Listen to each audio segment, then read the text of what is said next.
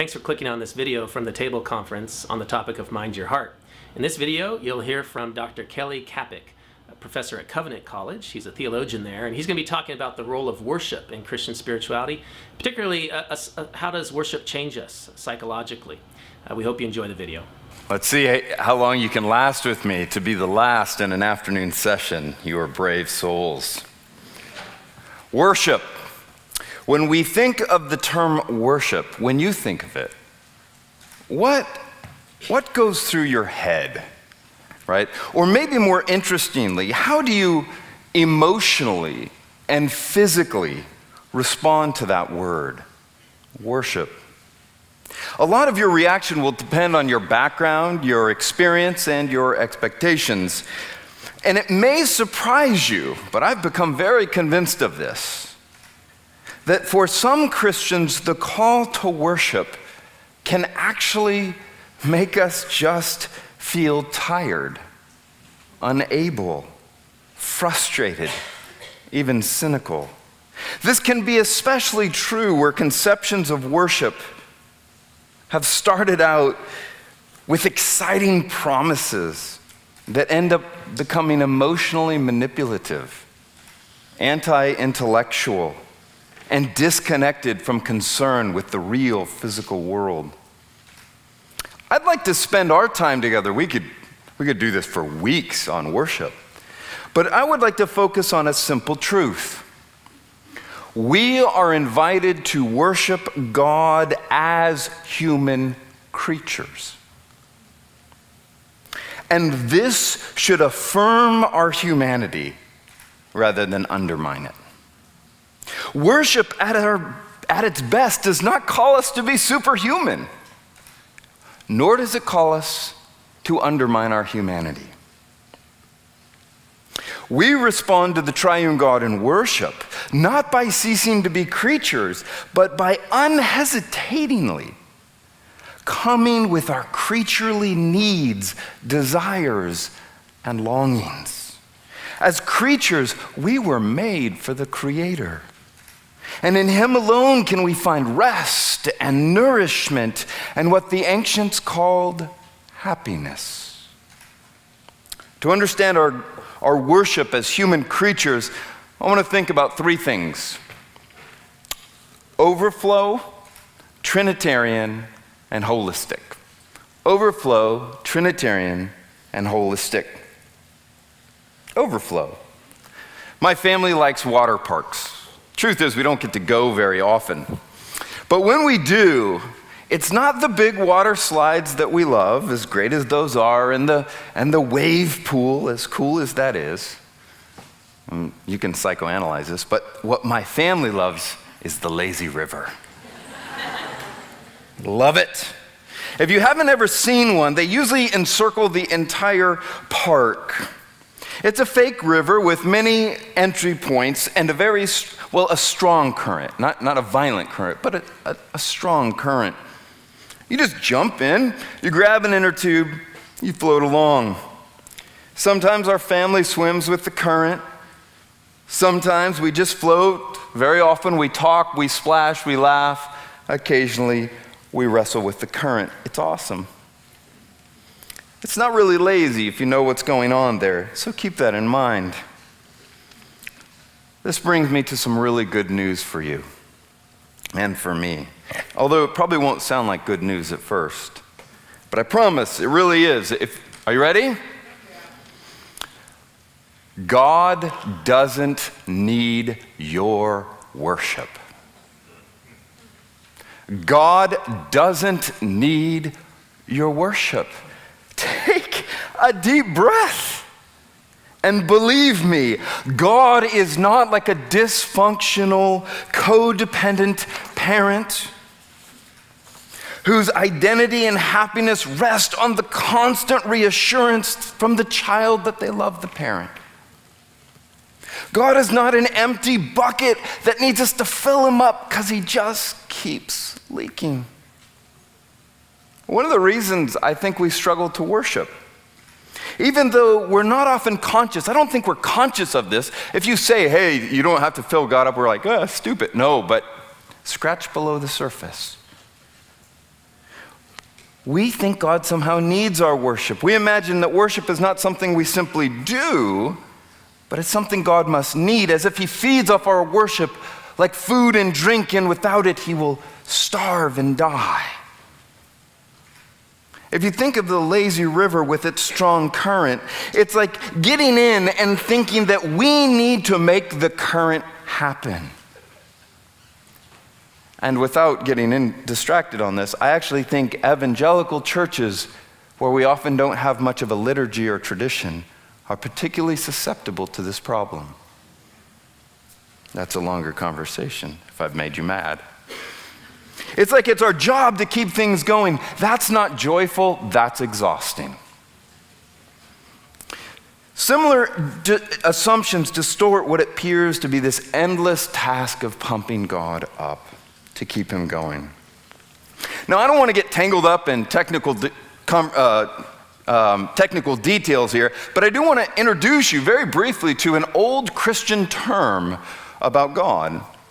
We speak about the aseity of God. The aseity, from, say, self. What it means is that God has self-existence. God has self-existence. That means, for example, that God does not need to create in order to become full, but rather, out of his fullness, he created. Now, again, I don't know your experience, but you may think, theologians, seriously, nuke them, we don't need them. Listen, all good theology is pastoral. Let me just give you a taste of why this matters, why it fits here. Think about love. Did God need to create in order to become loving? You ever thought about it? Did God need to create in order to become loving? John tells us quite simply, God is love. Here is something amazing that takes us to the heart of the Christian faith and to the heart of worship. It's a distinctly Christian notion. We believe the triune God did not need to make something outside of himself in order to be loving. He didn't. God is and always has been full of love, as the Father loves the Son in the Spirit. The triune God lives in ceaseless communion and love within himself. So God does not create us in order to become loving, but God creates us out of the overflow of his love. That may sound like a small difference. It makes all the difference in the world. Worship, therefore, is not what we do in order to secure God's love, but it is the fitting response as we encounter the overflow of the God who is love. And that's actually wonderful news. It's only when we start to recognize the wonder of the Creator and Redeemer, the one who loved us before we loved him, that we're liberated to worship. When we forget this and somehow think God depends on our worship, we subtly, very subtly fall into the trap of thinking the Creator is dependent on the creation rather than the other way around. God doesn't need our worship in order to be God, but he perfectly delights in our worship because he is God. And in turn, that gives us delight. Overflow, Trinitarian. Second, as a general theological pattern, the church throughout the ages reminds us of the Trinitarian structure of our worship.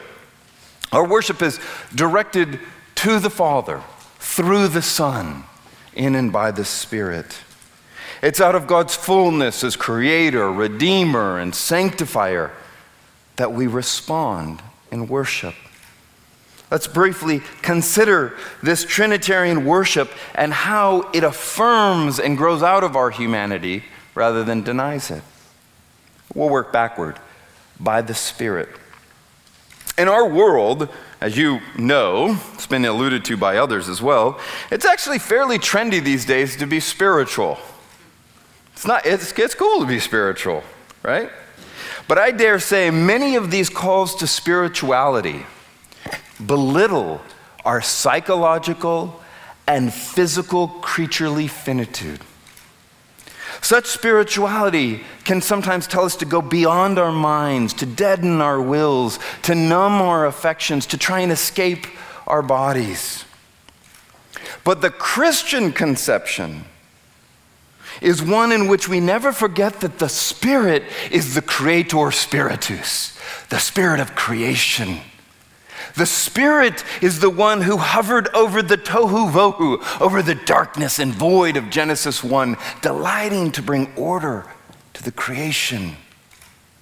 This same Spirit is the one who took the dust and made the human creature in God's image and likeness, awakening us to God's empowerment and care. Only by the Spirit are we made capable of communion with the Holy One.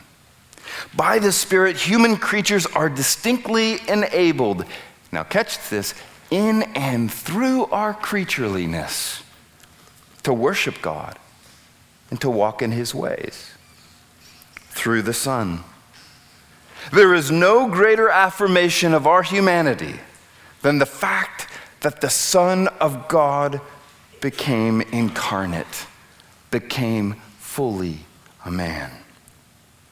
Just as the Spirit was active in the original creation, so the Spirit hovers over Mary, making it possible for the Son of God to assume human nature, to take on full humanity, becoming like us in all ways, but sin.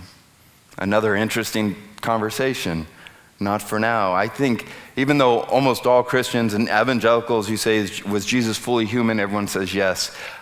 Very rarely do we fully embrace the full humanity of Jesus. But it is in the life, death, resurrection, and ascension of Jesus that we're confronted with the wonder of God.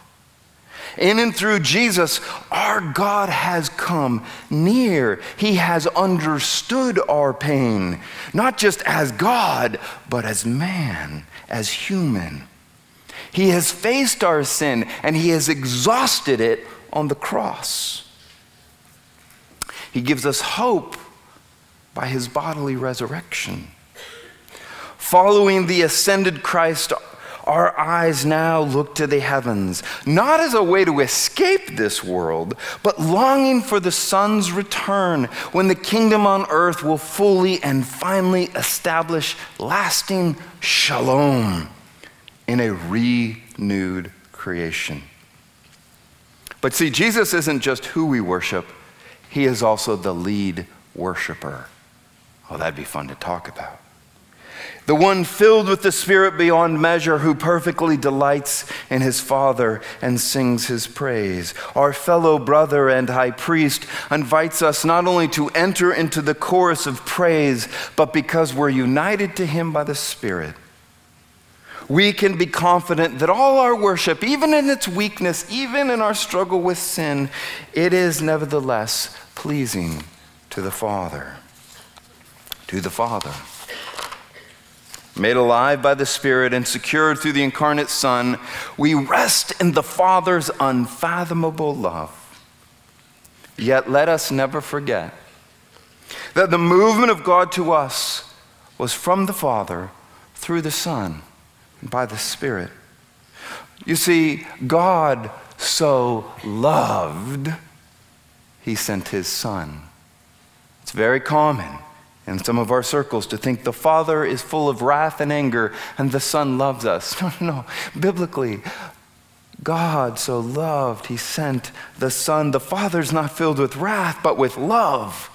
And He is not upset with us being human creatures, but His jealous love hates all that sin has done to us, corrupting us in our good humanity and destroying the life-giving relationships that should exist among His creatures. Again and again in the Scriptures we read of it's out of the Father's love He sends the Son. It's out of God's love that the Spirit fills us with His love, restoring us to communion with God and neighbor. We worship a God overflowing with every good thing, and He wants us to jump in to participate through worship in the fullness of the delight of the Father, Son, and Spirit. Finally, holistic. Our worship should be holistic. When God created humanity, He made creatures fit to commune with Him and with the rest of creation, most especially with other humans. Declared good, good, good. Human creatures were designed to receive His love and to respond to His holy presence. Let's not miss the obvious here. God is not embarrassed by our embodiment, by our finitude, by our earthiness. He made us this way. And it's been a persistent thread in the history of the church to believe that God despises our physicality, that spirituality and worship requires us to move outside or beyond the flesh and blood. Listen, when Paul says walk according to the Spirit and not of the flesh, and John did a nice job of trying to show you a different way to read this, Paul is not talking about physicality versus non-physicality. That's a grave misreading. We can't get into that here, but I do want to tell you the God of creation is the same as the God of recreation. And this truth should inform our understanding of worship. He calls us into fellowship with Him. And He does so as the Creator calling His creation to return to her first love, to become free from the corrupting powers of sin and Satan. But in this call, beloved, listen, He is not asking you and I to cease to be creatures. When we worship God, we're not called to deny our humanity, our finitude, and our weakness. Instead, we're called to worship God in and through these realities.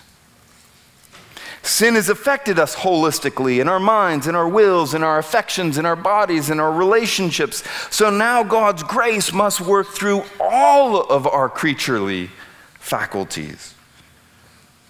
But see, God doesn't despise His fallen creation. He seeks to redeem it. Let us never forget, the God of creation is the same as the God of recreation. God does not belittle our minds, but promises to transform them.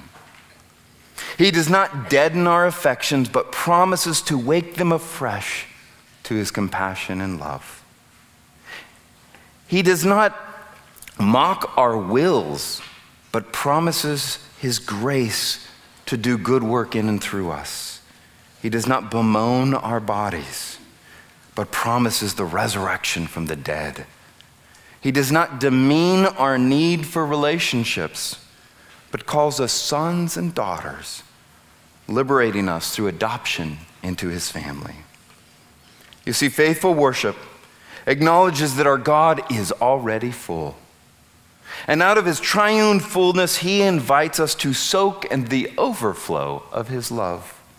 Faithful worship should stimulate our minds, nourish our affections, liberate our wills, foster an awareness of God's kingdom as it is coming even now in and through our world.